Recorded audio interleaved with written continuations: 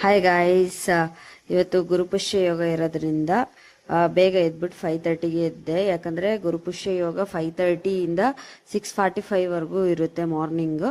Evening ಆದರೆ ನಿಮಗೆ 5:30 to 7:30ವರೆಗೂ ಏನಾದರೂ ಪೂಜೆ ಏನಾದರೂ ಮಾಡಬೇಕು, ಮ್ಯಾನಿಫೆಸ್ಟೇಷನ್ ಮಾಡಬೇಕು ಅಂದರೆ ಆಗುತ್ತೆ. ನನಗೆ ಸ್ವಲ್ಪ ಫುಲ್ ಆಗದಿಲ್ದಿದ್ದು ವಿಷಯ ಇತ್ತು, ಅದಕ್ಕೆ ಎದ್ಬಿಟ್ಟು ಬೇಗ ಮ್ಯಾನಿಫೆಸ್ಟೇಷನ್ ಮಾಡಿದೆ. ಗುರುಪುಷ್ಯ ಯೋಗ ಏನಂತ ಕೇಳೋದಾದ್ರೆ, ಗುರು ಆಧಿಪತ್ಯ ದಿನವಾದ ಗುರುವಾರ, ಶನಿ ಆಧಿಪತ್ಯ ನಕ್ಷತ್ರವಾದ ಪುಷ್ಯ ನಕ್ಷತ್ರ ಪ್ರಾಪ್ತಿಯಾಗಿರೋದ್ರಿಂದ ಈ ಪುಷ್ಯ ಯೋಗ ಉಂಟಾಗುತ್ತೆ. ಈ ಯೋಗದಲ್ಲಿ ಮಾಡಿರೋ ಕೆಲಸಕ್ಕೆ ಗುರು ಹಾಗೂ ಶನಿ ಗ್ರಹದ ಆಶೀರ್ವಾದ ಇರುತ್ತೆ, ಶುಭ ಫಲಗಳು ಪ್ರಾಪ್ತಿಯಾಗುತ್ತೆ.